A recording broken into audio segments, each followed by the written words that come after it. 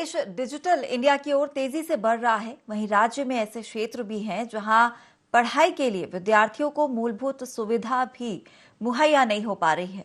हम बात कर रहे हैं सिवनी जिले के घनसौर विकास खंड के ब्योहारी शासकीय हायर सेकेंडरी स्कूल की। इस स्कूल में आने जाने के लिए छात्र छात्राओं को नर्मदा नदी को पार करना होता है, जिसके लिए छात्र छात्राओं को डर के साए में 3 से 4 किलोमीटर नाव से सफर करना पड़ता है। दरअसल ये स्कूल नर्मदा नदी पर बने बरगी डैम के डूब क्षेत्र में है, जहां जाने का कोई रास्ता नहीं है। विद्यार्थियों के सफर को लेकर स्कूल प्रबंधन भी चिंतित रहता है। बच्चों के सफर में हमेशा दुर्घटना होने की आशंका बनी रहती है। हालांकि मत्स्य विभाग ने बच्चों के लिए बड़ी बोट दी है, जिससे बच्चे आना जाना कर सके।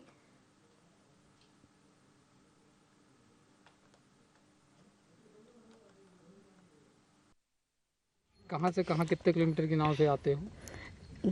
छोटी नाव से आते हैं।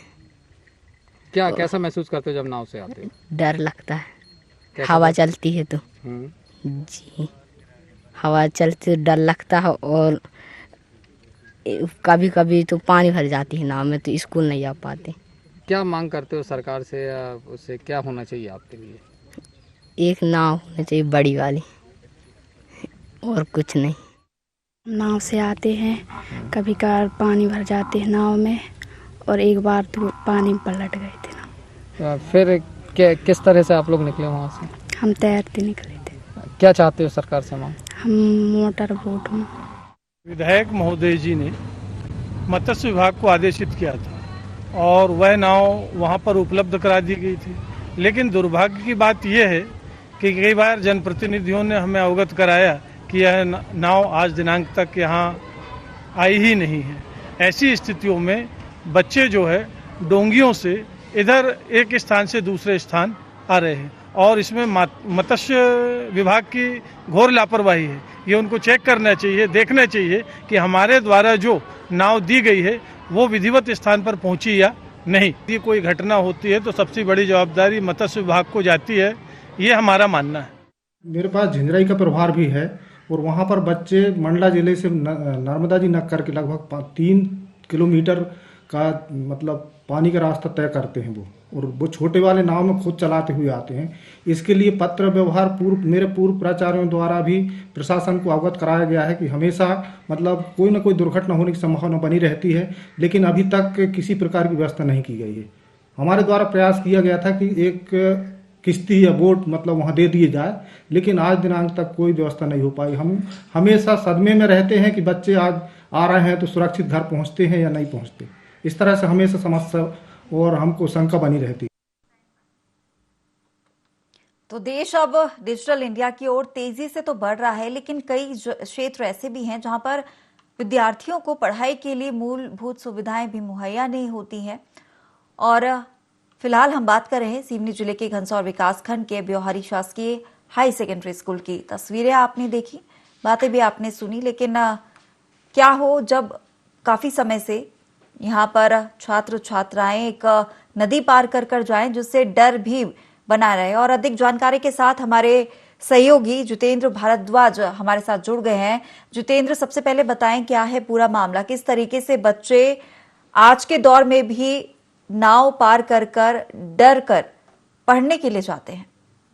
जी बिल्कुल हेमा, मैं बता दूं पूरा जो तस्वीरें हमारे दर्शक देख रहे हैं, ये पूरी तस्वीरें सिवनी जिले के आदिवासी बहुल क्षेत्र लखनादौन विधानसभा के घनसौर विकास खंड के ब्योहारी हाई स्कूल की है। ये वह क्षेत्र कहलाता है जहां पर नर्मदा नदी का डूब क्षेत्र जो है बरगी बांध बनाया था, उसके डूब क्षेत्र के अंतर्गत ये क्षेत्र आता है। और यहाँ पर अधिकांश गाँव ऐसे हैं जो लगातार डूब क्षेत्र में आते हैं, जहाँ पर आवागमन का सिर्फ एक ही साधन है, वो है नाव। और यहाँ पर आप देख सकते हैं, विजुअल में हमारे दर्शक देख सकते हैं किस तरह से बच्चे शिक्षा पाने के लिए जो है मौत का सफर, डर का सफर, भय का सफर करते हुए 3 से 4 किलोमीटर एक छोटी सी बोगी में जो है चल के स्कूल आते हैं, और यहाँ पर जो है अपना अध्ययन करते हैं, अपनी शिक्षा ग्रहण करते हैं। सबसे बड़ी और खास बात यह कि यहाँ पर जो डर का माहौल है वो परिजनों को तो सताता ही है, क्योंकि जब बच्चे स्कूल जाते हैं तो परिजनों को सताता है, लेकिन जब स्कूल से घर जाते हैं तो शिक्षकों को ये डर सताता है कि बच्चे सकुशल अपने घर पहुंचे कि नहीं पहुंचे। अब वहीं अगर इस पूरे मामले पर जब हमारी टीम मौके पर पहुंची थी और बच्चों से, छात्र छात्राओं से बात करी, तो उनमें छात्र छात्राओं ने एक बहुत बड़ी बात बताई कि बीते दिनों उनके साथ एक घटना घट चुकी है। बोगी नुमा नाव जो है तेज हवाओं की वजह से और लहरों की वजह से जो है अनियंत्रित होकर पलट गई थी। हालांकि सभी बच्चे तैराक थे, सकुशल जो है तैरकर बाहर निकल गए, लेकिन एक प्रशासन के ऊपर, जिला प्रशासन के ऊपर जो है योजनाओं के नाम पर जिस तरह से डिजिटल युग कहा जाए, डिजिटल की ओर बढ़ रहा है हमारा प्रदेश, और जिला प्रशासन की लापरवाही इसको कहेंगे, जिस वजह से आज तक इस स्कूल को जो है एक बड़ी मोटर बोट यहाँ पे उपलब्ध नहीं हो पाई है। जी हिमांशा जी। बिल्कुल जितेंद्र, अमूमन देखा जाता है कि लोग बोट में सैर के लिए, घूमने के लिए निकलते हैं, लेकिन यहाँ पर बच्चों को पढ़ने के लिए रोजाना नाव का सफर तय करना होता है और जो तस्वीरें हम देख रहे हैं काफी भयावह लगती हैं। कभी कभी सैर करना, बोट में घूमना एक आनंदमय होता है, लेकिन रोज अगर जाना पड़े, वो भी पढ़ने के लिए, तो परेशानी और डर दोनों ही साथ रहते हैं। लेकिन जब बच्चे पढ़ने के लिए निकलते हैं, उनके परिजन, माता पिता भी डर में उतने समय रहते हैं कि हमारे बच्चे समय पर पहुंचे कि नहीं, अच्छे से पहुंचे कि नहीं स्कूल। लेकिन बारिश के समय किस तरीके से ये बच्चे इस तरह से पढ़ने स्कूल क्या जाते हैं, क्या करते हैं? जी हिमांशा जी, स्थिति ये बरकरार जिस तरह से बात हुई है, शिक्षकों से बात हुई है, बच्चों से बात हुई, तो बारिश के समय में क्योंकि अधिकांश डर का माहौल बना रहता है, कभी तेज हवा चलती है या तेज बारिश होती है तो बच्चे जो है स्कूल नहीं आते हैं। सबसे बड़े एक खास बात यह है कि हमारे प्रदेश के मुखिया शिवराज सिंह चौहान लगातार शिक्षा के क्षेत्र में हर क्षेत्र को आगे बढ़ाने के लिए और सभी को शिक्षित करने के लिए करोड़ों रुपए अलग अलग योजनाओं के माध्यम पे जो है खर्च कर रहा है और इनकी जिम्मेदारी से जिला प्रशासन को संचालित करने के लिए दी गई है। लेकिन इस क्षेत्र में बरसों से इसी तरीके से जो है छात्र छात्रा अध्ययन कर रहे हैं और डर के साए में जो है अपना सफर कर रहे हैं। हम आपको यहाँ पर हमारे दर्शकों को एक खास बात बता दें कि लगातार IND24 पिछले 2 वर्षों से इस पूरे मुद्दे को उठाते चल रहा है, जिस वजह से जो है जिला स्तरीय प्रशासन के द्वारा, सहायक आयुक्त के द्वारा पूरे मामले को भोपाल संज्ञान में पहुंचाया गया था और यहाँ से मत्स्य विभाग के माध्यम से एक बोट सर्व सुविधा युक्त जो है प्रदान की जाने की बात आई थी। लेकिन आज की स्थिति यह है कि यहाँ पर आज तक वो बोट जो है स्वीकृत जरूर हुई है इस स्कूल के नाम पे, लेकिन आज तक यहाँ पर नहीं पहुंची है। तो एक सबसे बड़ा सवाल ये खड़ा होता है कि जिस तरह से अगर मीडिया इस पूरे मुहिम को उठाती है और मुहिम को उठाने, फिलहाल हम आपको रोक रहे हैं। हमारे साथ छात्र जुड़ गए हैं, विनोद वरकड़े। विनोद, आपका स्वागत है IND24 में। जो तस्वीरें हम देख रहे हैं, किस तरीके से आप सभी छात्र स्कूल में पढ़ने के लिए नर्मदा नदी को पार कर कर जाते हैं, कितनी परेशानियों का सामना आपको करना पड़ता है? जी मैम, क्या है एक्चुअली यहाँ से बहुत से बच्चे आते हैं हमारे स्कूल में जी, जिसमें से लगभग नाव में 2-3 किलोमीटर का दूरी तय करना पड़ता है जी। जिसके द्वारा क्या हम लहरें या बरसात के दिनों में बहुत बाढ़ का डर रहता है। नाव पार करने में लगभग 1 से 1.5 घंटे लग जाते हैं मैम जी। और यदि दूसरे नाव से आते हैं तो उसमें किराए का भी ज़्यादा किराया लगता है मैम। और नाव में पानी भरने पे नाव डूबने का भी डर रहता है। बिल्कुल, आमतौर पर देखा जाता है कि लोग घूमने फिरने के लिए ये नाव में सवार होते हैं और नदी की सैर करते हैं, लेकिन आप लोग जिस तरीके से रोज शिक्षा ग्रहण करने के लिए नाव में सवार होकर जाते हैं, कई बार डर, हमेशा ही रोज ही डर बना रहता है कि तेज हवा, आंधी अगर कुछ आ जाए तो नाव के पलटने का भी डर है। यहाँ पर किसी प्रकार की व्यवस्था यहाँ पर नहीं दिख रही है। किसी से शिकायत इसकी की है, किसी से गुहार लगाई है कि स्कूल में पढ़ने जाने के लिए कोई व्यवस्था करें?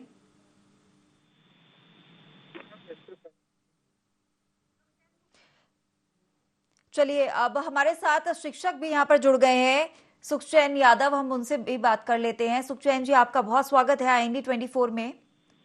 यहाँ पर जो तस्वीरें दिखाई जा रही है जी, छात्र रोज नदी पार करके आते हैं, जो बोट है उसमें सवार होकर 4, 5, 6 छात्र अमूमन एक बोट में सवार दिखाई दे रहे हैं, लेकिन काफी ज्यादा डरावनी तस्वीरें हैं ये। रोज रोज अगर छात्र इस तरीके से पढ़ने आएंगे, परिजन भी डर के माहौल में जिएंगे, किस तरीके से पढ़ाई होगी?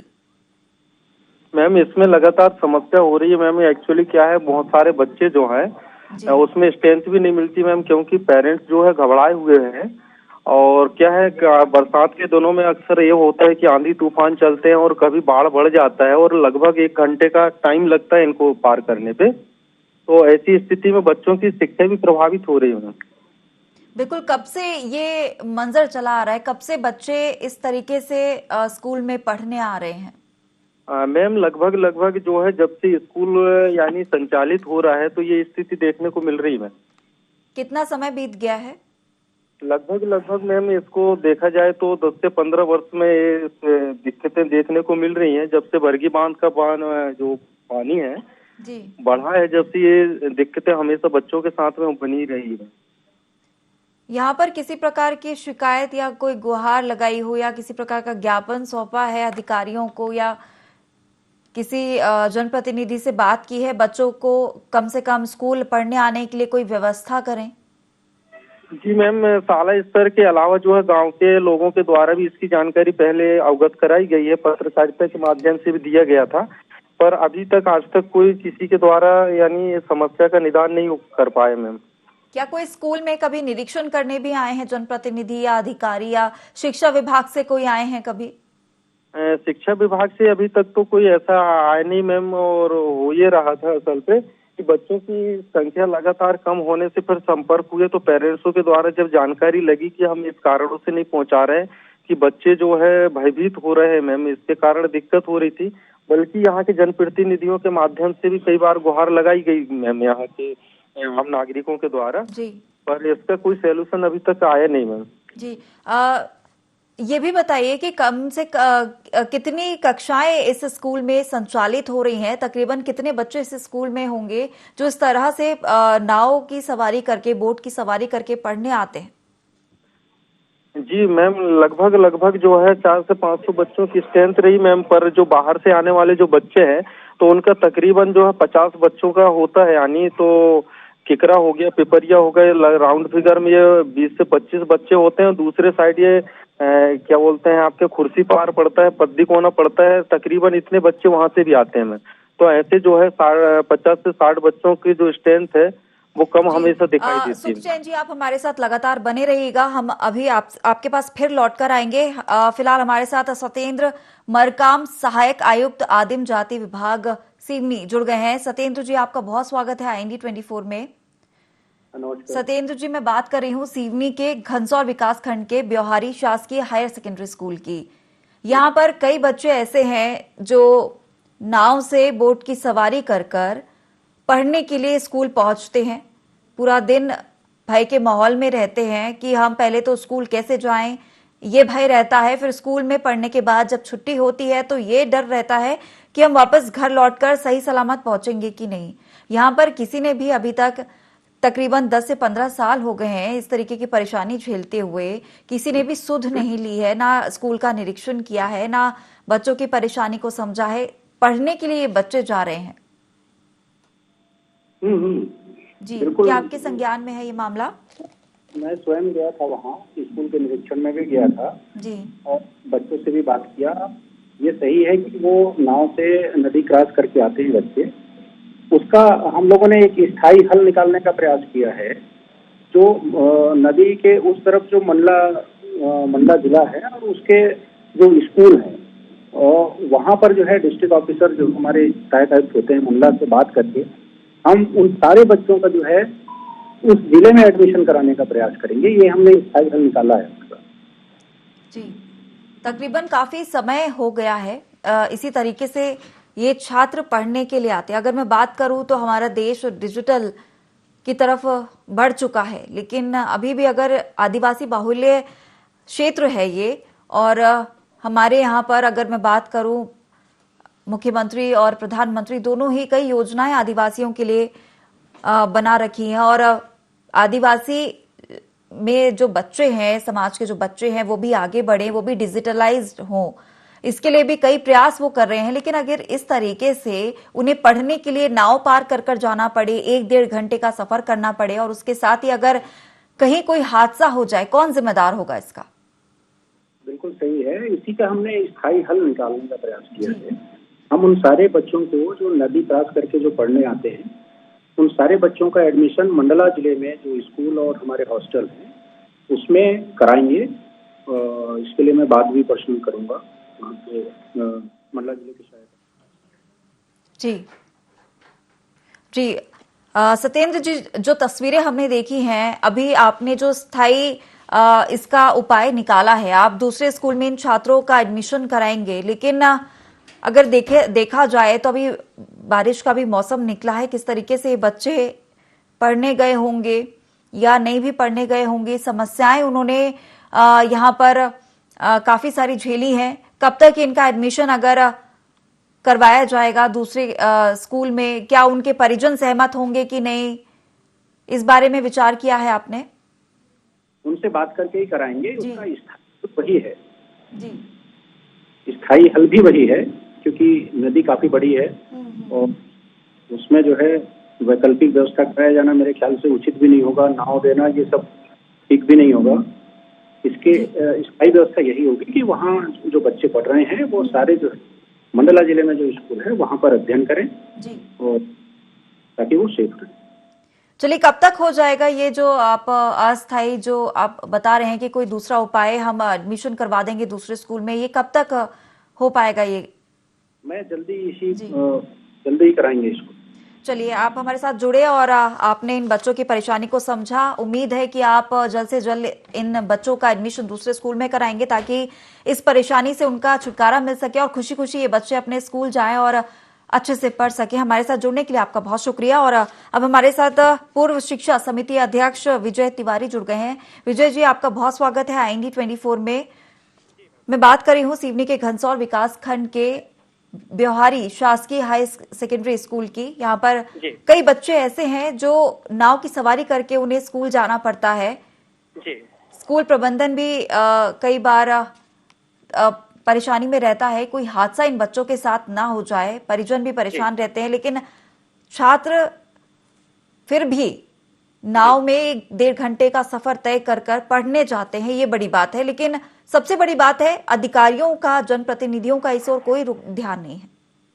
मैम, हमने इस बात को जब गांव के लोगों ने अवगत कराया था इस मामले को लेकर हम लोगों को, तो हम लोगों ने इसको प्रस्ताव में लेकर सबसे पहले तो हमने जो स्थानीय सीओ हैं उनसे इस बात को अवगत कराया। इस बात को हमारे द्वारा और सीओ द्वारा गंभीरता से लेके माननीय जो एसी महोदय जी हैं उनको अवगत कराया था, तो उन्होंने भी इस बात को गंभीरता से लिया था इस मामले को, क्योंकि बड़ा रिस्क वाला काम था। बच्चे करीब 1 घंटे करीब पानी में रहते हैं नाव से सफर करके और स्कूल जाते हैं और फिर स्कूल से सफर करके गांव आते हैं, तो ये बड़ा रिस्क वाला मामला था। तो इसको हम लोगों ने गंभीरता से लिया था मैम इस बात को लेकर। जी जी, क्या कुछ हुआ फिर? आपने अगर गंभीरता से लिया, उस पर कोई उपाय हुआ, कुछ उसका रिजल्ट निकला? मैम, उसका रिजल्ट ये निकला था कि जो बच्चे वहाँ के जो झिटराई के थे, तो हाई स्कूल को लेकर कुछ बात उस समय हुई थी हम लोगों की, मगर उसके बाद फिर गांव वालों ने भी कुछ बात को हम लोगों को अवगत नहीं कराया कि क्योंकि हाई स्कूल से जुड़ा मामला था, तो इस बात को लेकर हमने शासन प्रशासन अवगत कराया था मैम हम लोगों ने इस बात को। प्रशासन ने कोई सुध नहीं ली इस मामले में? नहीं, कोई सुध नहीं ली, क्योंकि अधिकार सारे उन्हीं के पास होते हैं इस बात को लेकर, हाई स्कूल को लेकर, और हम लोगों के अधिकार में नहीं आता। मगर हमने गांव की बात को लेकर इनसे अवगत कराया था, एक प्रस्ताव भी लिया था हम इस बात को लेकर। अगर यहाँ पर कोई बड़ा हादसा हो जाए, कई बच्चे एक साथ कई नावों पे 6-6, 7-7 बच्चे सवार होकर जाते हैं, कोई बड़ा हादसा हो जाए, यहाँ पर जिम्मेदारों पर गाज गिर सकती है ऐसे मामलों में, क्योंकि बड़ी लापरवाही यहाँ पर अधिकारियों की, जिम्मेदारों की नजर आएगी। कोई सुध नहीं ले रहा है, सिर्फ कह देने से काम नहीं होता है। यहाँ पर दिखाई दे रहा है कितनी परेशानी से बच्चे जा रहे हैं, इतनी लंबी नदी है, कभी कुछ अनहोनी अगर हो गई तो कौन जिम्मेदारी लेगा? मैम, इस बात को लेकर जो स्थानीय जो वहाँ पर जो हाई स्कूल बनते हैं उनको लेकर बच्चों की बांटने की बात हुई थी कि जो बच्चे यहाँ से उस पार जाते हैं, तो गोरखपुर है, झिंझरई है, यहाँ पर लोगों को, बच्चों को एडमिशन कराने को लेकर बात हुई थी उस समय जब हमने अवगत कराया था महोदय जी को। जी।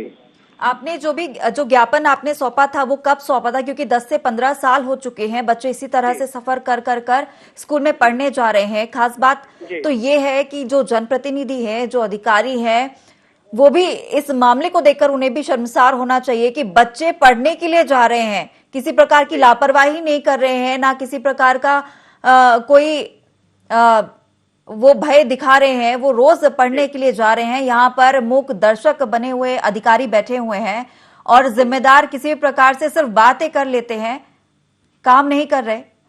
जी मैम, हमने जो हम लोगों का जो अधिकार आता था जनपद का, या हम लोगों के जनपद उपाध्यक्ष के नाते जो अधिकार थे हम लोगों के, उस बात को लेकर मैम हम बहुत ज्यादा मतलब आंदोलन तक हुआ था वहाँ पर। मैंने आंदोलन भी करवाया था उस बात को लेकर, तो मगर उसके रवैया था वो बड़ा दुर्भाग्यपूर्ण था इस मामले को लेकर। तो क्या कहा जाए, जो वैकल्पिक उपाय निकाला है कि बच्चों को दूसरे स्कूल में शिफ्ट किया जाएगा, उस पर भी तत्काल प्रभाव से कोई काम नहीं किया गया है। इतना कोई बड़ा काम नहीं है कि एक स्कूल से दूसरे स्कूल में बच्चों का एडमिशन कराना है तो उसमें सालों लग जाएं। इतने में तो 10 से 15 साल में बच्चे स्कूल कंप्लीट कर लेते, 12वीं कक्षा तक पहुंचकर बच्चे कॉलेज में चले जाते हैं। जितना समय यहाँ पर प्रशासन और जनप्रतिनिधि सोचने में लगा रहे हैं। वैकल्पिक रूप से हमें यही अवगत कराया गया था कि हम उनकी व्यवस्थाएं में लगे हैं, हम इस बात को गंभीर रूप से लेते हैं और हम इनकी व्यवस्था करवा रहे हैं। हमको आश्वासन दिया गया। कब ये बात प्रशासन से कही थी? कराया था 2000, मतलब लगातार हम लोग लगे थे। 17 में मामला हुआ था, गांव के लोग हमारे पास आए थे, जिसको हमने आवेदन लेके इसको प्रस्ताव में लिया था। स्थानीय सीओ, तहसीलदार, एसडीएम साहब को अवगत कराया था इस मामले को। मैं स्वयं गया था वहाँ पर और स्कूल खोलने को लेकर आश्वासन दिया गया था। जी, आपने प्रशासन से बात करी, उन्होंने इस मामले में कोई भी संज्ञान नहीं लिया। आपने किसी जनप्रतिनिधि से बात की है? जनप्रतिनिधि से, क्योंकि अधिकारियों ने आश्वासन दिया था कि इस बात को करना उन्हीं को था।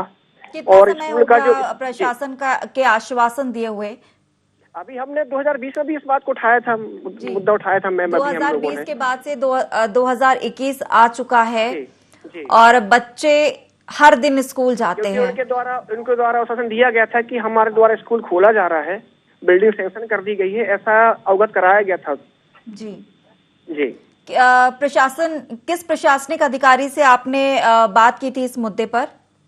अभी तो मैम वो यहाँ है नहीं है घनसौर में। उस समय एसडीएम थे, अभी तो एसडीएम दूसरे प्रभार में है। उस समय तहसीलदार भी दूसरे हुआ करते थे, पर उनका ट्रांसफर होके चला गया। सीओ भी इस समय दूसरे हैं, तो उनके द्वारा तो अभी तो बात नहीं, उनके सामने नहीं है।